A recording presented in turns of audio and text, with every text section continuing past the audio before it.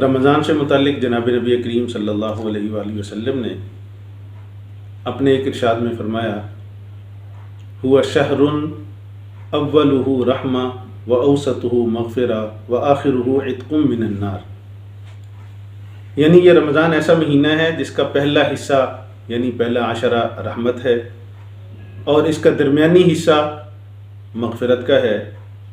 وآخرہ عتق من النار، اور اس کا آخری حصہ آگ سے آزادی کا ہے، جہنم سے آزادی کا ہے۔ دیکھیے اس میں جناب نبی کریم صلی اللہ علیہ وآلہ وسلم نے رمضان المبارک کو 3 حصوں میں تقسیم فرمایا، یعنی رمضان کے 3 بڑے بڑے حصے ہیں اور اس میں 3 بڑی بڑی خیریں بڑھتی ہیں۔ پہلے عشرہ، اس کو اللہ کی صفت رحمان اور رحیمیت سے نسبت ہے، اس میں اللہ جل جلالہ کی صفت رحمت وہ بندوں پر برسات کی طرح برستی ہے، تو اللہ کی صفت رحمت اپنے پورے جوبن پر ہوتی ہے اور جھوم جھوم کر رحمت کی برسات برس رہی ہوتی ہے۔ اس لیے علماء نے لکھا کہ اس پہلے عشرے میں کوئی ایسی تسبیح، ایسا وظیفہ، ایسی دعا مانگنی چاہیے جس میں رحمت کی اپیل ہو، تو وہ دعا رب اغفر وارحم وانت خیر الراحمین، جس کا ترجمہ یہ ہے، اے میرے پروردگار مجھے بخش دیجئے اور مجھ پر اپنی رحمت کی برسات برسائیے، دنیا میں جتنے بھی رحم کرنے والے ہیں ان میں سب سے بہترین آپ ہیں جو کسی پر رحمت کرتے ہیں۔ اور دوسرا عشرہ یہ اوسطہ مغفرہ، مغفرت کا ہوتا ہے، اس میں اللہ جل جلالہ کی جو صفات ہیں غفار اور غفور، اس کو خاص نسبت ہوتی ہے اس عشرہ کے ساتھ،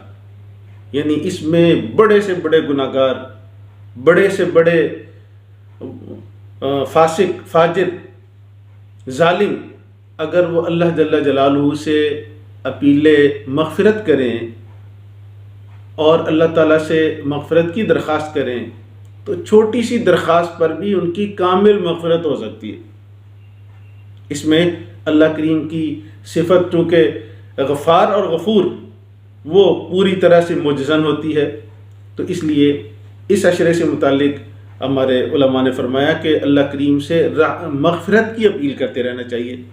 تو اس کے لیے سب سے بہترین کلمات جس سے انسان اللہ کی بخشش اور مغفرت مانگتا ہے وہ استغفار کے کلمات ہیں، مسنون کلمات، استغفر اللہ ربی، استغفر اللہ العظیم، استغفر اللہ ربی من کل ذنب واتوب الیہ۔ اور تیسرا عشرہ وہ آگ سے آزادی کا ہوتا ہے، اس میں اللہ جل جلالہ بڑے بڑے گناہ گاروں کو جو تھوڑی سی کاوش کرتے ہیں جہنم سے آزادی کا پروانہ عطا کر دیتے ہیں۔ تو گویا کہ اللہ کی صفت منجی وہ اس میں پوری طرح وہ معجزن ہوتی ہے،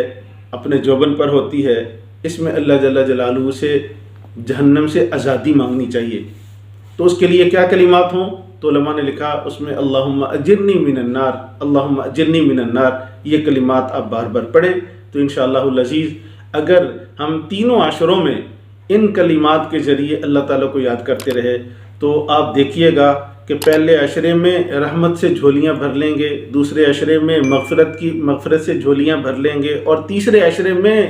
اپنی جہنم سے آزادی کا پروانہ آپ کو مل جائے گا۔ اللہ کریم سے دعا گو ہوں کہ مجھے اور آپ کو توفیق عمل نصیب فرمائے۔